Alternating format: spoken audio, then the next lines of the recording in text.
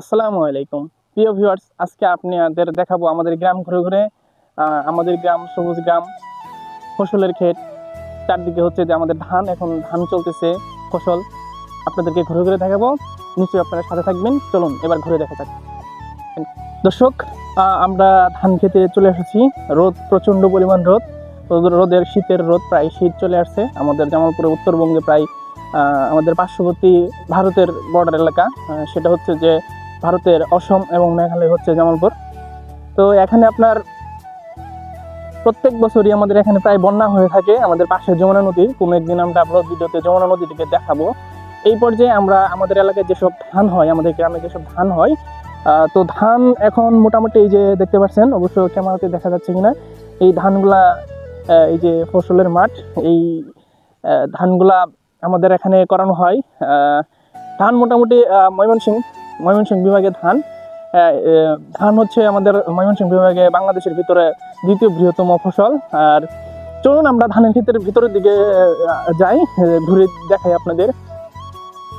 গ্রাম বাংলার যে একটা আবহমান, যে গ্রামের সবুজ সতেজ ধান, সতেজ নিঃশ্বাস, বাতাস আমরা উপভোগ করতে পারি। চলুন আমরা ধান ক্ষেত আর একটু ঘুরে ঘুরে দেখা যাক এই পর্যায়ে। দর্শক, এই যে ধান দেখতে পাচ্ছেন, পাকা ধান। আমার ক্যামেরার পাশে রাজু আছে। রাজু যদি ধানগুলা দেখায় আপনারা দেখতে পারবেন। ধান প্রায় এক সপ্তাহ লাগবে। এই পাশের ধানগুলো, আমার হাতের ডান পাশের যে ধানগুলো আছে, প্রায় এক সপ্তাহ হলেই ধানগুলা কাটার উপযুক্ত হয়ে যাবে। কৃষকরা শীতকালে হচ্ছে যে ধানের ভাপা পিঠা, ধান থেকে নতুন চাউল, নবান্নের উৎসব শুরু হবে। আর বাম পাশে যে ধানগুলা দেখতে পাচ্ছেন, এগুলো এখনো পরিপক্ক হয়ে ওঠেনি। আশা করা যায় আগামী 15 দিনের ভেতরে হয়ে যাবে। যদিও ধান সম্পর্কে বা এই যে কৃষি খামার সম্পর্কে আমার পূর্ণাঙ্গ কোনো ধারণা নেই। বই পুস্তক যেভাবে পড়াশোনা করেছিলাম সেইভাবেই আমি বলার চেষ্টা করতেছি। অবশ্য ধান বলা যায় এবার আমাদের এলাকায় খুব ভালোই হয়েছে। বন্যা ছিল না। এর আগে আমাদের পাট ছিল। তারপরে হচ্ছে যে সেই পাট কাটার পরে কৃষক নতুন করে ধান লাগাইছে। ধান প্রায় শেষের দিকে। এই যে ধান, সোনালি ধান প্রায় পাকা চলে আসছে, এক সপ্তাহ লাগবে কৃষক। তো এই পর্যায়ে চলুন আমরা অন্য কোনো ফসলকে আমরা দেখাই, আমাদের গ্রামে আর কি কি ফসল হয়। চলুন দর্শক, এবার অন্য কিছু দেখি। তো দর্শক, এই পর্যায়ে আমরা মরিচ খেতে চলে আসছি। আমরা দেখতে পাচ্ছি যে আসলে মরিচ নতুন রোপণ করা হয়েছে, চারা রোপণ করা হয়েছে। মরিচ কি পর্যায়ে আছে, মরিচের প্রথম পর্যায়ে মরিচ চলে আসছে। মরিচের অনেকগুলা, যে জোয়ার যাকে বলে, ফুল আসছে মরিচের। সামনে হয়তো বা আরও বেশি মরিচ পাওয়া যাবে। মোটামুটি প্রথম দিকের মরিচ যেগুলা, এগুলা দেখানো হয়েছে। আমরা এই পর্যায়ে একজন স্থানীয় মরিচ চাষির সাথে কথা বলবো। তো দর্শক, চলুন ওনার সাথে কথা বলে কি পাওয়া যায়। দর্শক, এই পর্যায়ে আমি একজন স্থানীয় মরিচ চাষির সাথে কথা বলবো, যিনি প্রতি বছর মরিচ চাষ করে। তো দর্শক, নিজের মুখে থেকে শুনুন। তো উনি আমার সম্পর্কে যেটা লাগে, যেটা, আপনি কি প্রতি বছরই মরিচ চাষ করেন?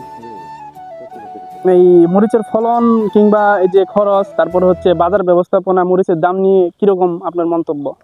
মরিচের খরচ খুব বেশি,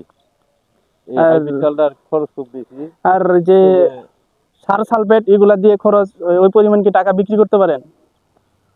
টাকা বিক্রি করে কিছু লাভ থাকে আর কি। মরিচের পাশাপাশি কি অন্য কোনো বীজ বা অন্য কোনো ফলন? না, মরিচের থেকে অন্য কোনো ফসল অত বেশি ফলে না। মরিচেতে আল্লাহ প্রভাব পড়ে আর কি কৃষকের।